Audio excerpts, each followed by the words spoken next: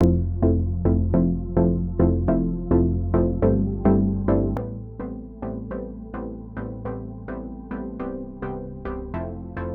to Business Mentorship, Keeping It Real, where we feature entrepreneurs and enterprise leaders who share their great ideas in our guest blog found on shareyourstories.online. Our guest is Sylvia Plester-Silk, who is a speaker, award-winning social worker, and intuitive counselor who works with individuals ready to break barriers. And we're going to discuss how she's been able to redirect her passion for life by recalibrating her career and listening to her intuition. And Sylvia joins us from Guelph, Ontario. Welcome. Well, thanks for having me, Trish. I have to say, Sylvia, that we do ask folks if they have any questions for our guest, for those who can't join us for the live stream. And I think I had 4 people who sent in the question, I'm dying to hear about Machu Picchu. So give us an idea for the viewing and listening audience who are either with us live or are going to be joining us later. What was the catalyst? Was that just an educational trip, or was it one of those treks where you were on a quest to make a change? How I decided to go to Machu Picchu was when I was coming home from on the plane from a trip with my husband in Ireland. Wow. And I was like, I just thought, what's my next trip? And I heard Machu Picchu. Frankly, I knew nothing about Machu Picchu at that time. And I went, okay. And then I was talking to a girlfriend who went, I've always wanted to go there. Let's go. And I didn't have a good business year in 2019, Frank.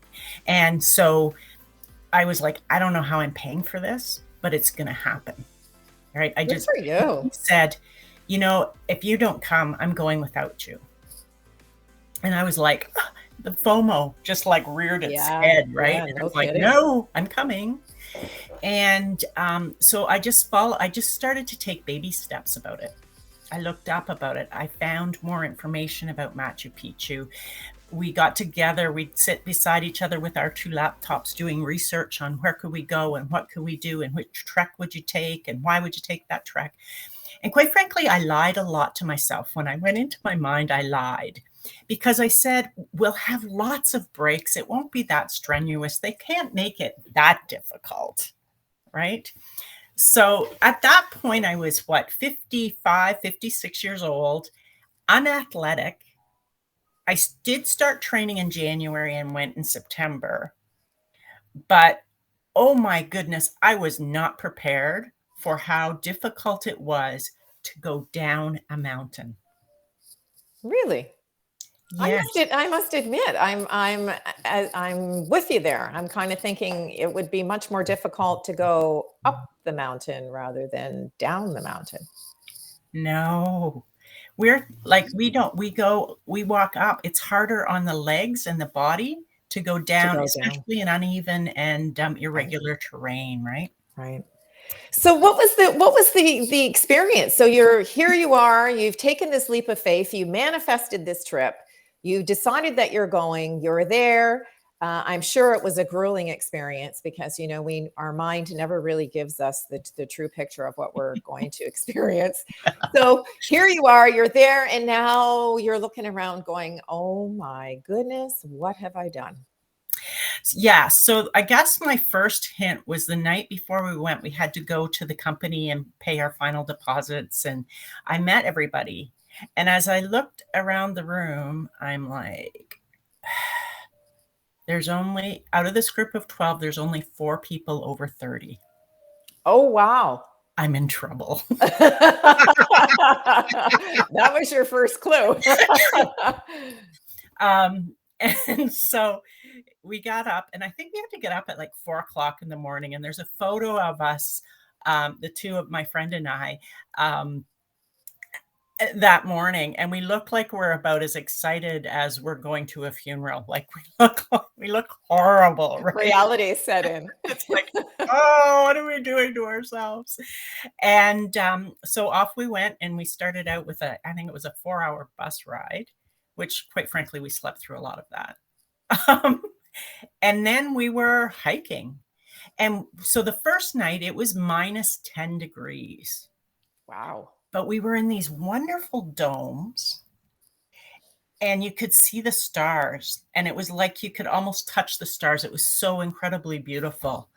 Um, and fortunately, the beds were always comfortable. We went on the Salkantay trek, and we had our own chefs, which was fabulous, except that I was affected by altitude sickness, so that I could either breathe or I could digest food, but I couldn't do both well together. Oh dear. So this beautiful, scrumptious food was being created for us. I've never had my own private chef before. No. And I'd eat about 2 tablespoons of food a meal. Oh no. And I'd feel full. I'd be like, I can't eat another bite. So there's days I think, I could use a few days like that. Yeah, exactly. And so I was literally managing between the parasympathetic, choosing which parasympathetic system in my body I was going to use that day in that moment. And there were times where I would like literally take 3 steps and have to stop and breathe to catch my breath. Wow. Because of the altitude. Wow. Yeah, so it was a hard Trip. experience, but monumental in terms of my learning and growth. I started to, my travel companion wasn't what I expected. And my advice is make sure you know someone really, really well before you travel with them, and ask them, how are they under stress? Oh. So she didn't do the prep work I did. She was probably slightly less fit, if I might say that. Wow. Because I certainly wasn't well fit. Right. And really, really struggled and had a really hard time emotionally and physically.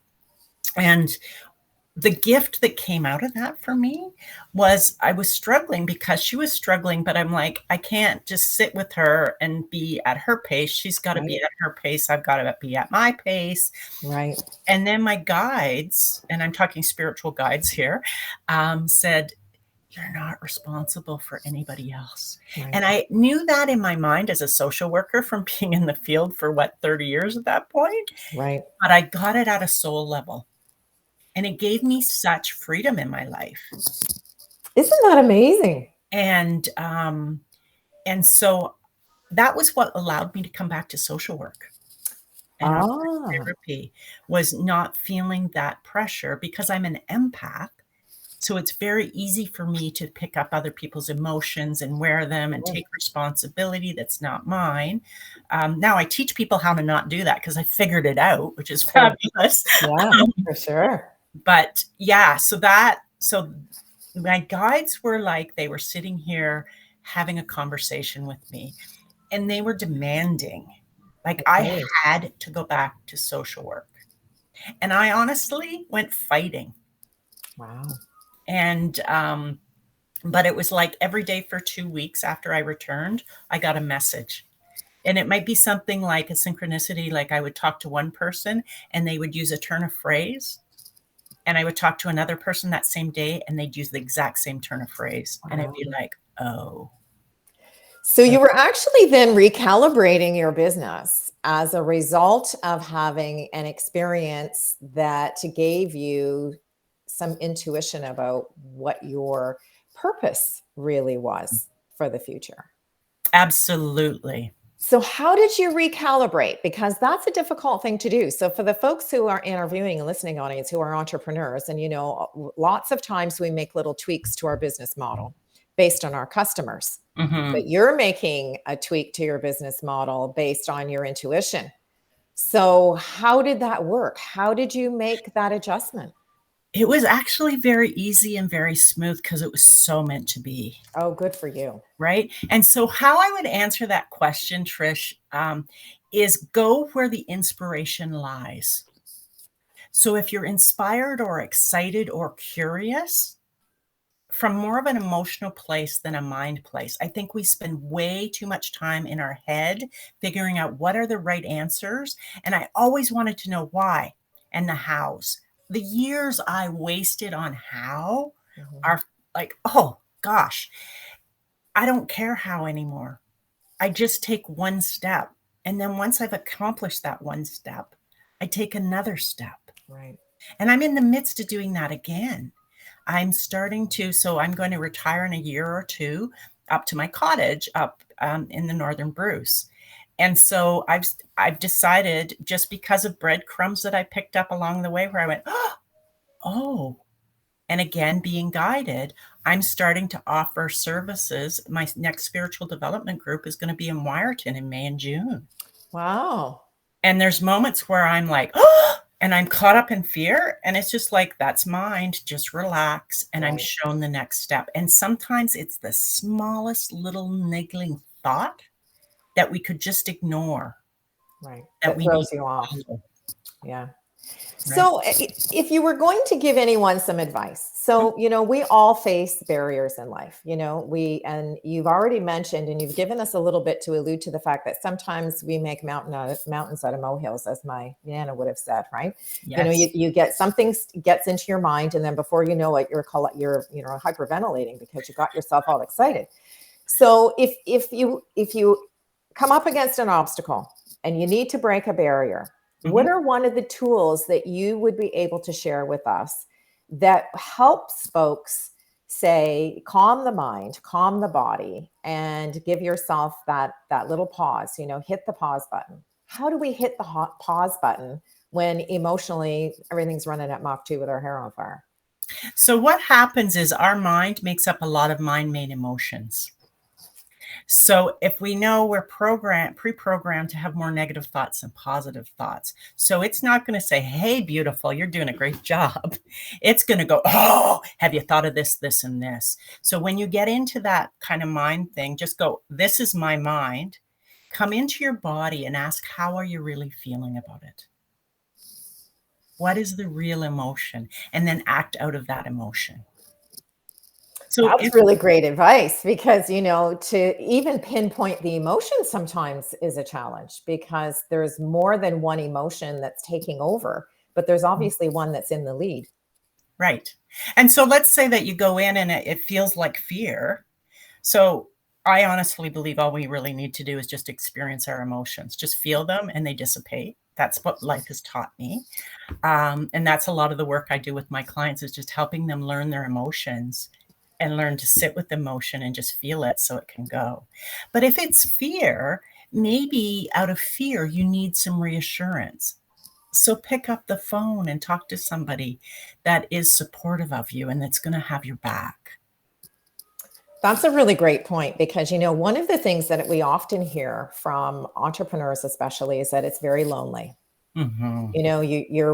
Especially if you're a solopreneur, even if you have a small team, most of the time you're working in isolation. Or Absolutely. even if you are in a small office, everyone's doing their own thing. You may sit collectively and share a coffee or go out for lunch, but most of the time we spend in our own solitary place figuring things out. Absolutely. And so being able to pick up the phone or being able to call a colleague and just do a quick little brainstorm or ask a question is probably really very beneficial, especially if you're equating that with the fear component. Exactly. Like, so I've had a mastermind of people, a mastermind group since 2010. Oh, probably, actually, I think I'm forgetting my first one, since probably 2007. And so those are my peeps. We've got each other's back. We text each other, "Hey, you got 5 minutes?" And we might be in the middle of going into a workshop and we just need to like talk each other down for 30 seconds before we can go and be successful. But we make sure, like, so my advice, if you're starting a mastermind, is make sure that you get people that you can be, that are on the same wavelength, that have the same level of commitment, and that are really ready to have your back. That is absolutely golden advice because I can't think of anyone who would not appreciate having those components, especially the one where someone has got your back. Mhm.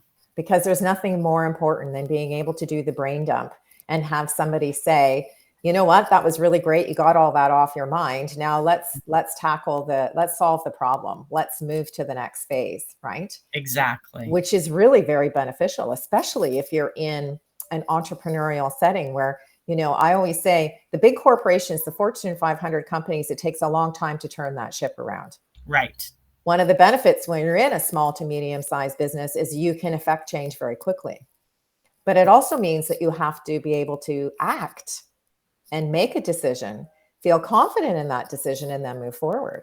Exactly. So the advice that you've given actually helps to solidify within an entrepreneurial mindset how to get over the obstacle or the barrier and get that much closer to your end game or your success goal. Yeah. Which is really important. It's really just tuning into yourself and knowing where you're really at, not where mind distracts us to, but where you really are in your heart and your soul.